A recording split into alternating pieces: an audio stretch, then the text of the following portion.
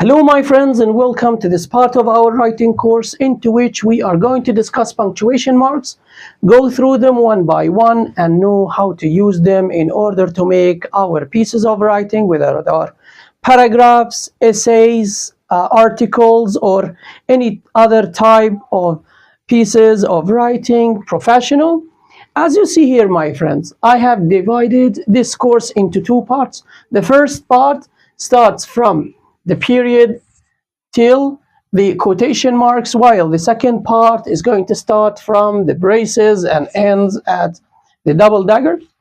Actually, my friends, the idea of this course came from, let's say, well, my friends, to tell the truth, my friends, the idea of this course came from an article I have read about 3 or 4 months ago in one of the famous periodics that is interested in English literature, and highlighted that more than 90% of English learners, whether those who are learning English for academic reasons, for example, to take the IELTS, the TOEFL, the PTE, or the proficiency exams of the universities, or those who want to prepare their thesis in master degree or PhD, or even publish some articles, or they are even interested in English literature, or those who are learning English to develop their writing skills.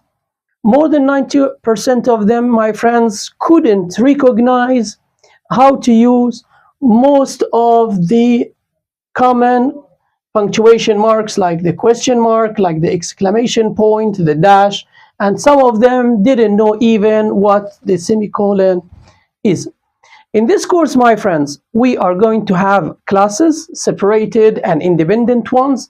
In each class, we are going to take one of these punctuation marks in isolation, study it, dissect it into depth, and know when to use it and when not to use it, and the most common mistakes some students have been making in the IELTS, PTE, TOEFL, and proficiency exams, or those who are publishing their articles in the most famous periodics in the world. Now, my friends, which one of these punctuation mark we are going to talk about today? I will give you the choice to choose. Well, correct. We are going to talk about this one. Now, my friends, let's start talk about it and dissect it into depth.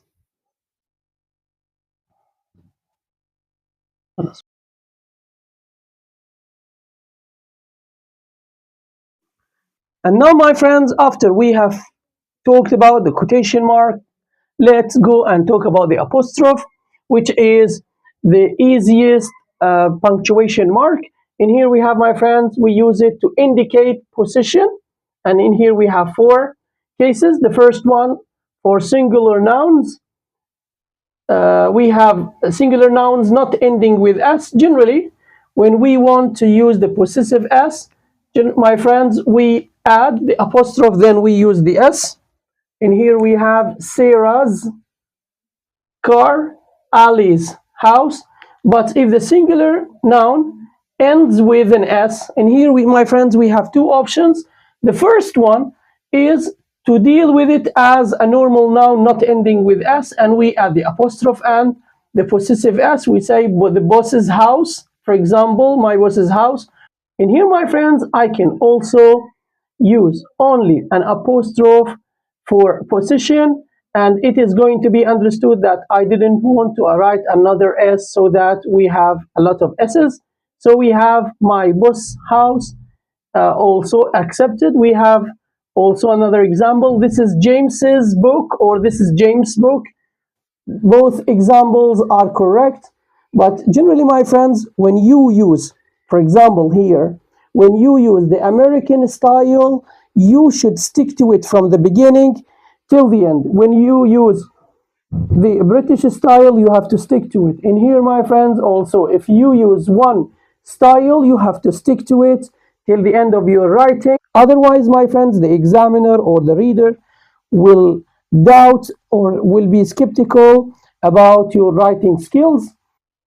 And here, my friends, we have the second case, which is using possession s or possessive s with the plural nouns. We have two options also. We have plural nouns and not ending with s, like the word children. And here, my friends, you see that the word children is an irregular plural noun. And in here, we can use the s, the children's playground, people's opinion.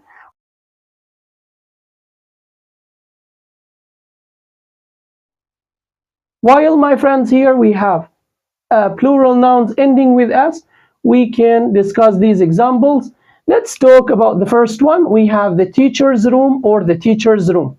In here, my friends, in the teacher's room, when the apostrophe is before the s, it refers that we have one teacher, a singular noun. So it is the teacher's office, one teacher's room. And here, my friends, we have the teacher's room.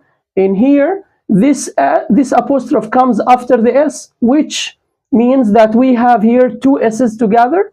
The first one is the plural s, means the teachers is a plural noun, and then we have another s, which is the possession s. That's why we say the teacher's room is the room of more than one teacher. For example, we have 3 or 4 or 5 teachers, while in the first example we have one teacher and the room belongs to this teacher only.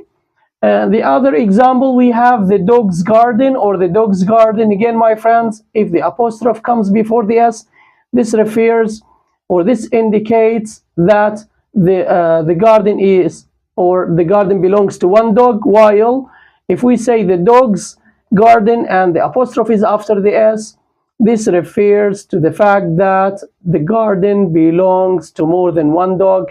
In here we have two s's, the plural s, and we have the possession s.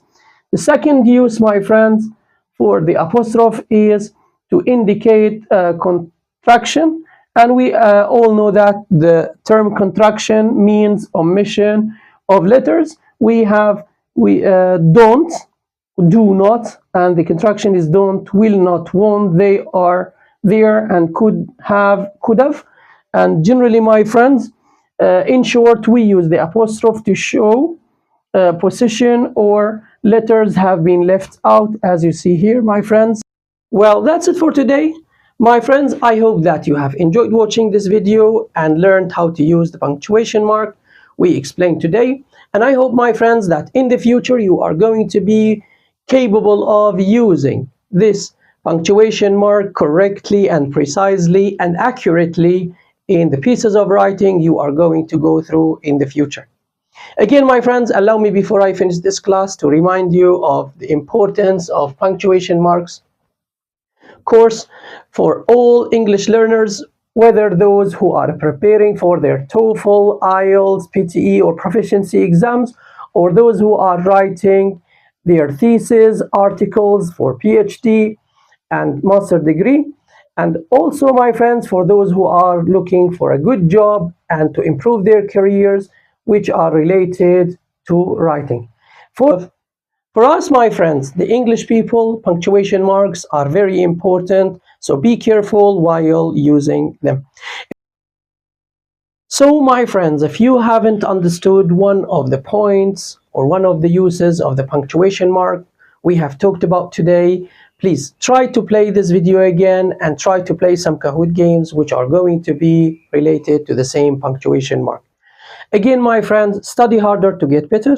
Thank you and see you in the next class. Goodbye.